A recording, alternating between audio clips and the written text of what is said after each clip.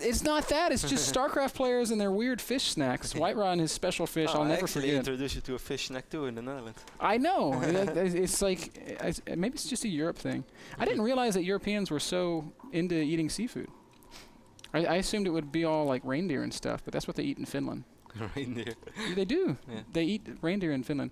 Anyway, it's a true story. I went out when I was in Helsinki. I asked them to take me out to an authentic Finnish meal, and they took me to eat reindeer steak, and it was just awful.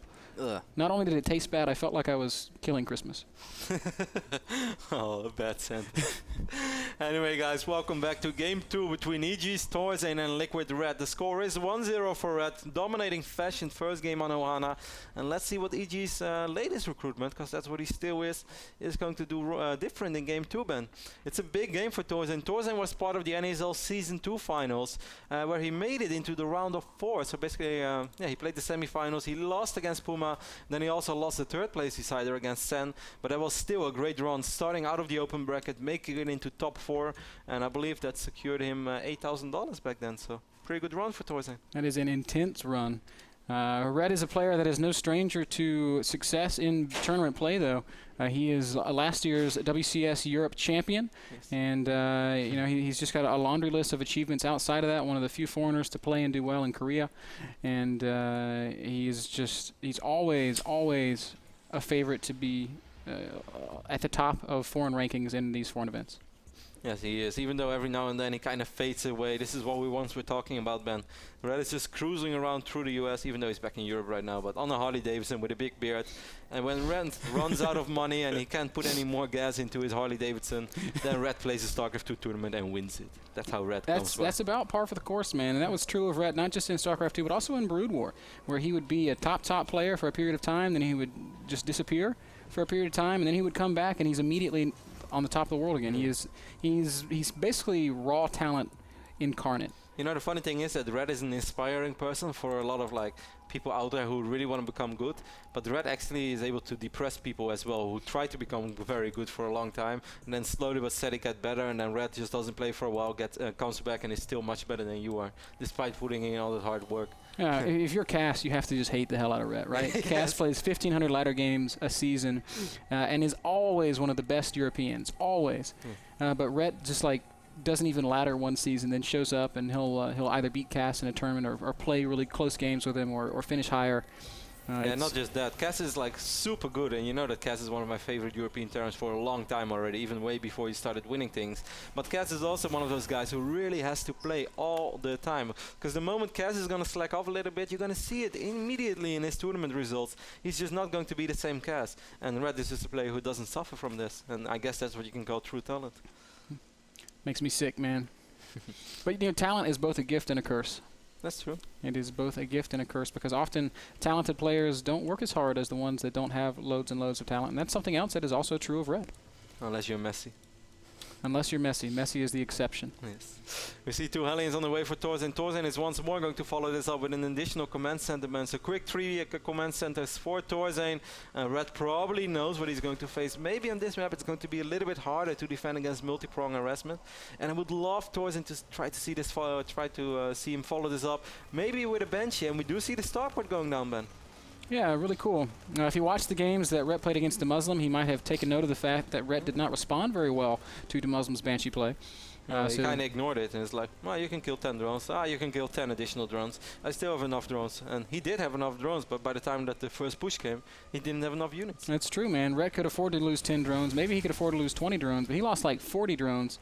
And at that point, it's really cutting into your unit production if you're going to replace those. And that's a big part of why the Muslim was able to win that game on Antigua Shipyard.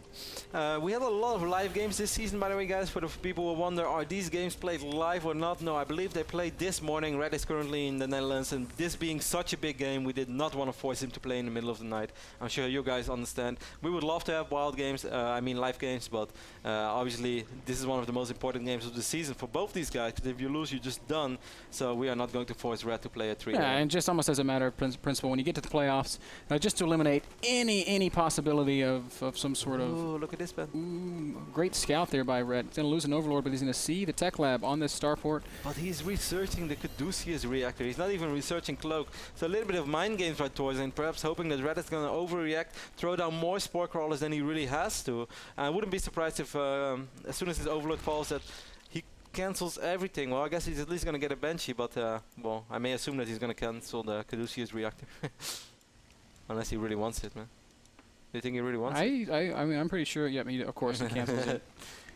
The most sought after upgrade in the game, not Caduceus reactor. Not at all. The drone did make its way down, Bent, a little bit sloppy by ThorZaIN. He could have perhaps tried to intercept that and delay the expand a little bit longer, but the third hatch is down for Red. Meanwhile, in the main base, you can see him upgrading his main base, his main hatch to a layer. Yep, more of the same from Red. Yeah, he's got those Spore Crawlers just as added insurance against Banshees. Perhaps taking note from that Muslim game as well, saying, you know what, last time I didn't build any of these, this time I'm going to get them and be a little bit safer. Third base going down for Red. Creep spread, absolutely excellent. And Red moving into that mid game that we know him for oh so well. Yep. A lot of creep tumors going down. We see the first Banshee harassment right now over here in the natural of Red. He starts focusing the Queen. That's not what you want to do towards them. Those are a lot of shots. He definitely could have killed 2 or 3 additional drones. On this moment, however, Red already up to 69 drones. Focusing this hatch wouldn't have really been the right choice either, as we can see that these Queens are so close. So Red looks pretty safe so far, handling the harassment of ThorZaIN pretty well. Yeah, I agree with you, and his third base is up. He's already up to over 70 drones. That is just mind-blowing to me. Spreading that creep through the center of the map and continuing to look very, very stable. 1-1 upgrades, Infestation Pit on the way, so he's going to actually play Infesterling this time. That's a little bit of a small change. It's just one to point it out. We see double EVA chamber over here as well. Both players upgrading 1-1. We saw double eBay for ThorZaIN as well. But the Infestation Pit on Shakura's, Ben. Care to explain? Well, you know, honestly, Kev, I'm not that wild about it. It's Infestors, they're great, fantastic units, but at the end of the day, they're better defensively than they are offensively. The Infestor kind of says, hey, you cannot attack me. And I don't think ThorZaIN cares. We've already talked about the fact that he likes to be a sit-back-and-play kind of guy. Red also going up for the very fast hive, so maybe that's more what he had planned with those Infestors. But there's no Spire anywhere. It doesn't look like he has any intention of playing... Oh, no. As soon as I say it, he throws it down, so never mind. He's just going to go straight up to this very fast Broodlord. I do think that makes a little bit of sense. Red's going to try to at least keep ThorZaIN back a little bit, because he doesn't want to give away that he actually doesn't really have a lot of units. He has 38 Zerglings, but that's not really going to be too much. He's going to try to get a surround off on these Hellions, though, and he will succeed in doing so. And this is going to slow ThorZaIN down so much. Wow, that was such a beautiful engagement by Red. He had a very minimal amount of units there, and he manages to get a great trade against ThorZaIN. This is all that Red wanted, because now he knows he can get Broodlords without ever being in really...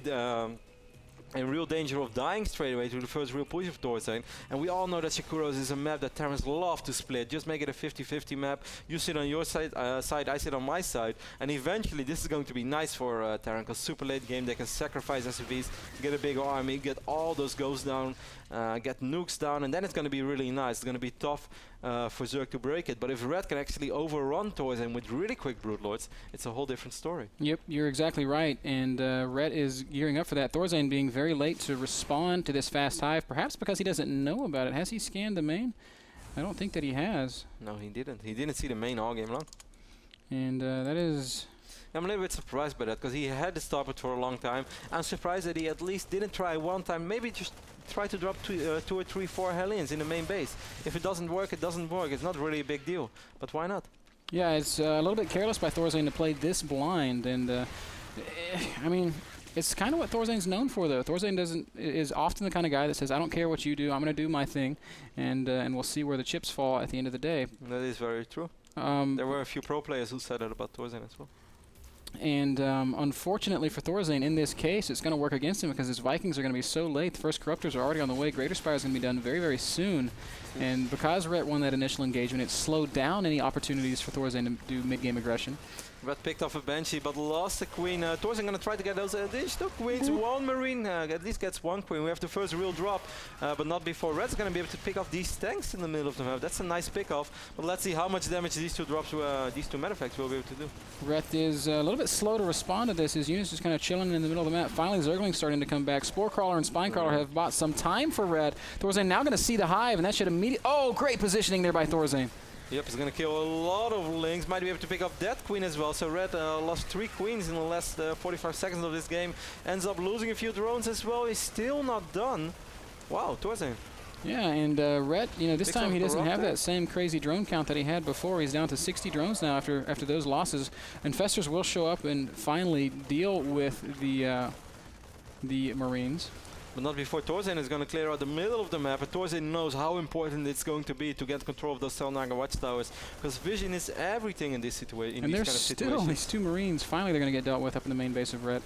First Broodlords are morphing, Kev. They're going to be done momentarily. Where are they morphing, man? Over here? Right at the top of the main base. Yep, there you go. And, it's 150 supply to 160 supply. ThorZaIN did good damage with that drop, not only killing some queens, but getting 17 workers. ThorZaIN has a ridiculous economy. He's quite oversaturated right now since he has 83 SCVs, but we do have that 4th command center. Maybe he's going to get it over here, but that would make it very easy for Broodlords to start poking on that base, so I'd be kind of surprised. Now he's going to float it over here to the left bottom, which I think makes a lot more sense. What's even better for ThorZaIN, though, is this starport transition. 2 more starports going down with reactors. He's going to be able to make so many Vikings. And I just don't think Ret really has the economy he needs to go crazy on the Infestor Broodlord.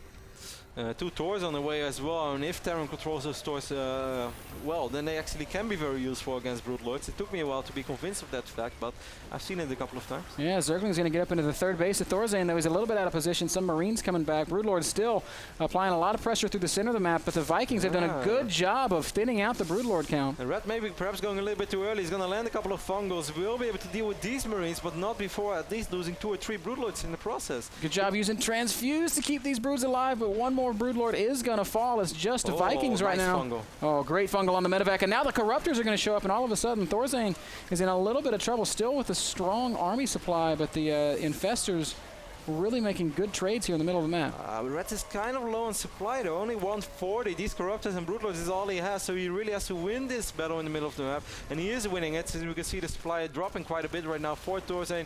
ThorZaIN is going to end up losing that Thor as well. Now the reinforcements streaming in for Red, and Red doing very well so far in a fight that I first thought was looking kind of grim. Yeah, he's going to go ahead and push up onto this 3rd expansion of ThorZaIN. ThorZaIN is going to abandon ship, but he's taking a 4th base down in the bottom left. This gives him a lot of sustainability, quite frankly. Corruptor is doing a good job against these Vikings. Thor gets a couple volleys off, but it's not going to be enough to really take him out. Wow, so this is important actually right so now. close. The SCV is finally helping out, repairing those Vikings. ThorZaIN really needs to start clearing up these Corruptors, because Red just keeps streaming in. Wow, Red could actually potentially just take the game right now if no more Vikings show up. Vikings are coming out. ThorZaIN producing them 2 at a time, but he GG's, and Red actually just wins purely through the strength of his Infestors and his Broodlords. Reinforcing with just Corruptors and Zerglings. Wow, Red goes up with a quick 2-0 over ThorZaIN, and I don't think anybody anticipated that, especially not on Shakur's Plateau. No, the strategy was very well thought out, going for those super quick Broodlords, not letting it go to super late game on Shakuros. Most Zergs hate to be in that position, can't blame Red for playing the way that he did, but I felt that ThorZaIN was doing a lot of stuff right. The drop did a lot of damage, maybe he could have done something before that, but the drop was good. He saw the Broodlord switch coming, maybe a little bit too late, but still he dropped the starport, he was already getting the Thors, so I kind of felt that he was preparing. And he did everything pretty much well. And when Red actually came in, it was not like it was a maxed out Zerg army with 3-3 upgrades. Sure, there were quite a few Corruptors. I think the biggest problem was just that he was not able to deal with the Corruptors when they came. First, there were no Corruptors at all. It was just the Broodlords and the Infested. That's when Red started losing a few Broodlords. Then the Corruptors came in, and ThorZaIN never really had an answer. Which is weird, because he did have the infrastructure to do so. Yeah, I thought so too. Maybe, I don't know, I kind of wish that he had dropped a little bit more than he did, because Ret was awfully spread out there. And one of the downsides to that fast Broodlord army is that you give up a lot of mobility, and you give up a lot of your ability to respond to things like drops. So I would have liked to have seen ThorZaIN dropping more, but that was well played by Ret, and I don't think ThorZaIN made that many mistakes. Yeah, I couldn't agree more. Can't wait to see what happens in Game 3, man. Yeah, guys, we're going to play a very short commercial. Ret leads 2-0 when we get back. Potentially the final match between Ret and ThorZaIN to see who goes on to the playoffs and who packs it up and gets ready for next season.